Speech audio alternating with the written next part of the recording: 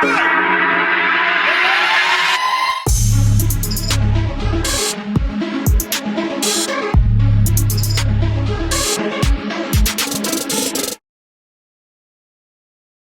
guys, today is August the 24th of 2022, and I wanted to go over a couple of things I'm noticing on Cameco, and just wanted to just kind of bring you up to date on some of my analysis, what has worked, what hasn't worked. It's always good to kind of, look back in the past and see what, we thought was going to happen and didn't happen, and just kind of take it from there. So this is kind of more like a recap, but kind of also looking, forward also. So without any further delay, let's get into it. So I'm going to start off with my Gann monthly waves that I've been using, one of Gann's technique. And you can see that, this was pretty good. And the next month we came down. And right now, according to this technique, this is the 7-4. So July was a swing low, which lines up with a swing low using the seasonality. So now the question remains, from here, using this technique, it indicates that from August, we should either go up all the way to October. So that's what, 3 months? August, September, August, September, October, or will it go down?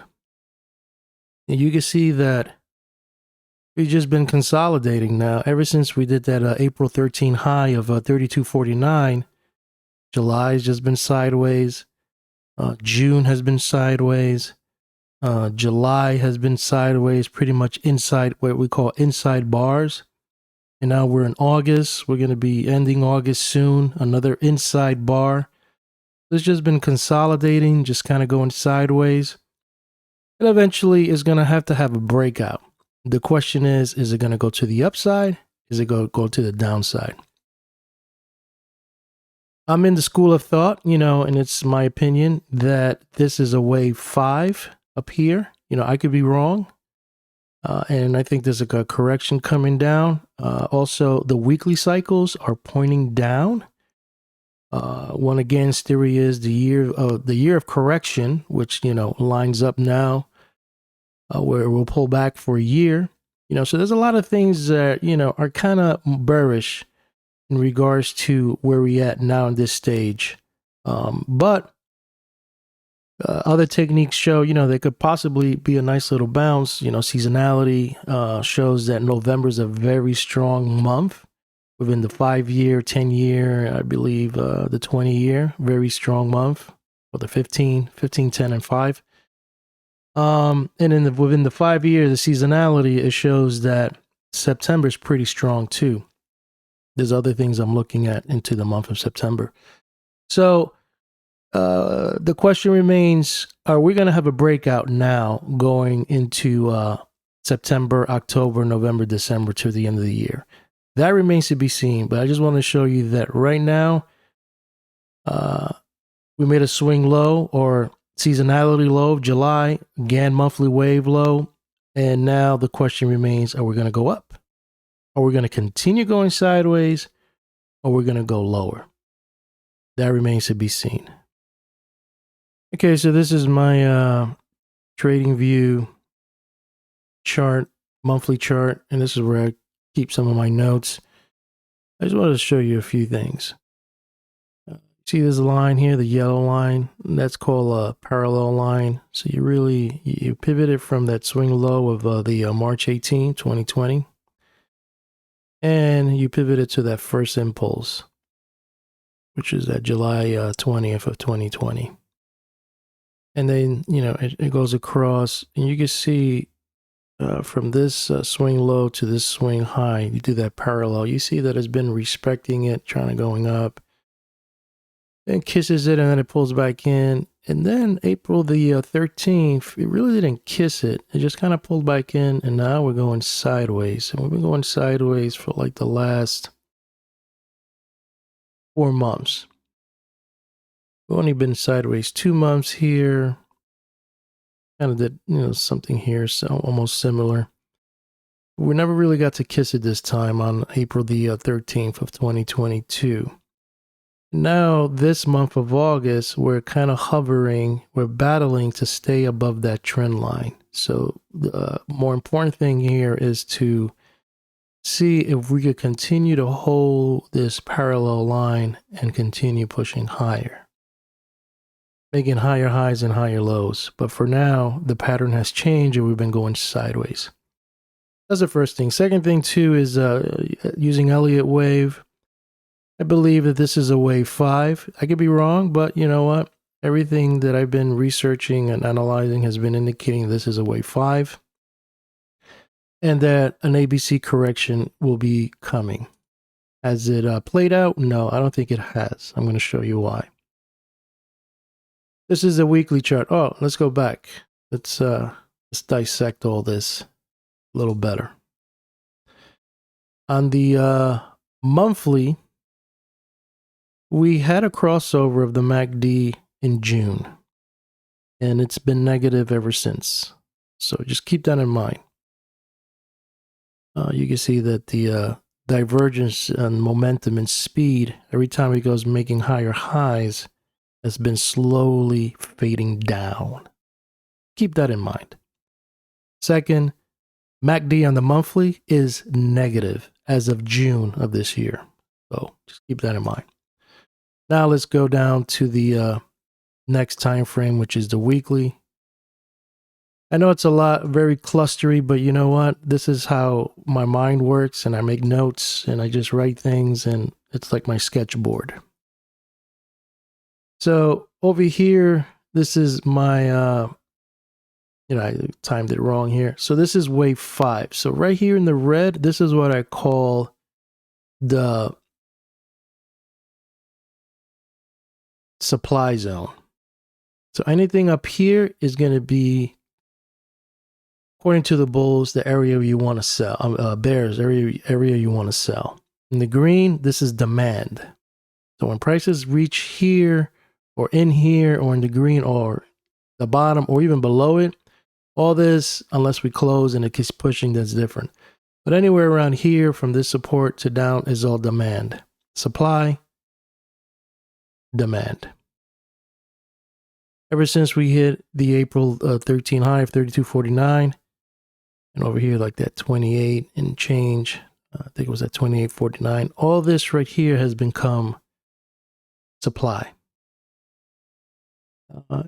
Looking at the MACD, it hasn't turned negative yet, but it's very close. It's just been going sideways. We don't have a negative signal on the weekly yet. We had it, on May. Actually, it came in later. April was here.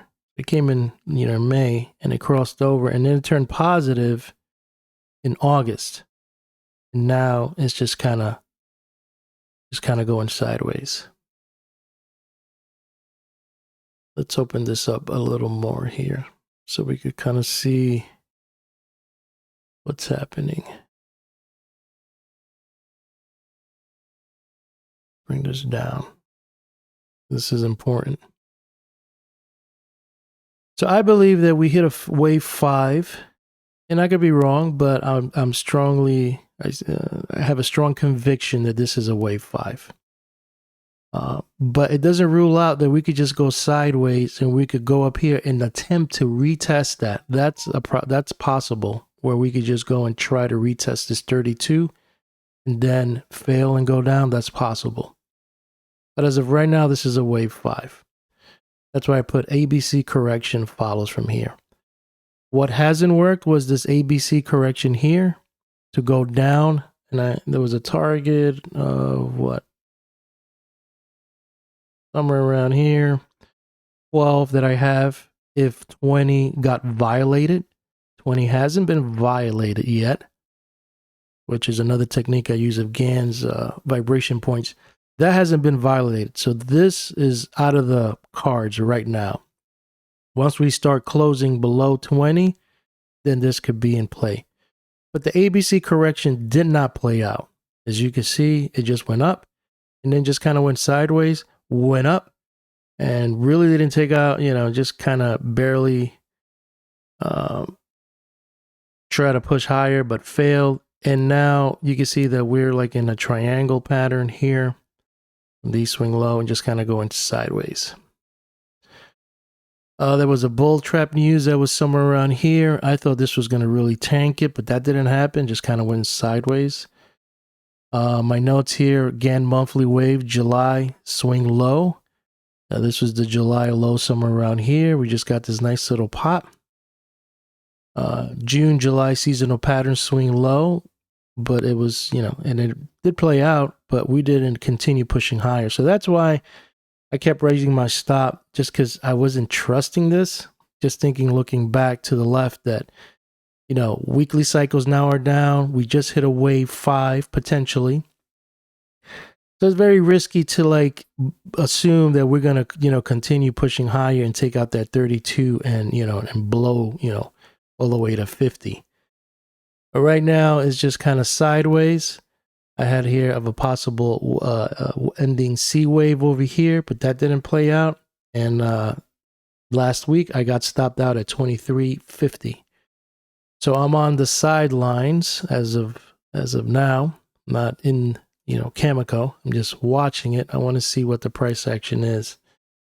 So now going into the future, now let's dissect what's going on here. So the MACD, on the daily, it's negative now as of August 12th. We just had a sell signal with this big bear kicker. That's where I got stopped out. And some bottom feeders came in and bought it. There was a support here. There's that trend line. And they just bought it here. Dates in the future that I recommend you put on your sticky note will be August 30th and September 12th. The reason why September 12th is it's really September 11th, which is 9/11, ironically. 9/11 is a Saturday. So Friday will be September 9th. Set the trading day. I think Friday, September 9th. September actual 10th is Saturday, and then 9/11, September 11 is the Sunday. So September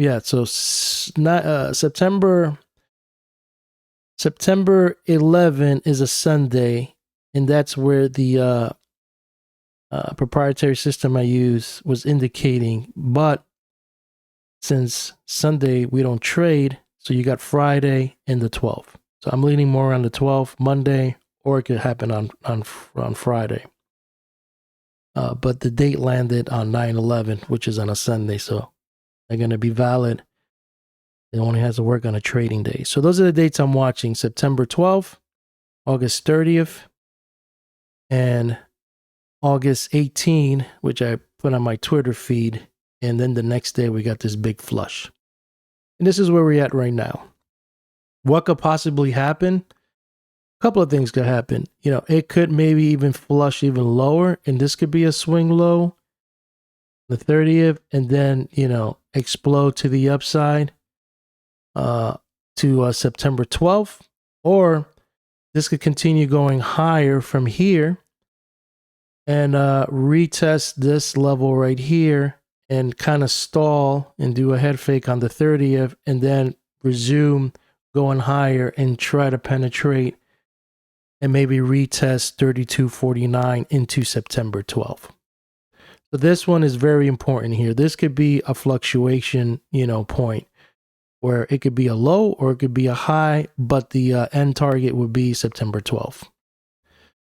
So that's what I'm looking at right now. It all depends how price action goes. If price action pushes lower into August 30th, I may pull the trigger and pick up, load up the truck, assuming that maybe it could retest this high, but it's going to be very risky because, that might not play out and it could continue pushing lower into, September. What gives me hopes is that the Gann swing ended, in July. So it's kind of open that, it could probably push higher into September, October. But these are the dates I have for September. And if it continues pushing higher into October, that's the Gann monthly swing, which ends in October. So I'm just taking it a step by step. Just wanted to show you what my thoughts are, what I'm seeing, how I'm going to play this. But right now I'm on the sidelines. I just want to see where we close this week and see what the volume looks like and the price action and what level we close and see where the conviction lies. But right now, the monthly MACD is negative. The daily is negative. We just got a sell signal on the daily, and the weekly is just kind of sideways. And overall, the price action has just been stagnant, just kind of going sideways. Just confused. Doesn't really want to go high, but doesn't really want to go low. But there's going to be a breaking point. And then on the bigger picture, weekly cycles are down, which concerns me. There's other things I'm looking at, but it's kind of cloudy right now. So I'm just kind of waiting to see what's going to develop, within this price action in this range, within supply and demand. Hopefully you like this video, and I'll keep you posted on my thoughts on Cameco using double Gann price and time. Technical analysis.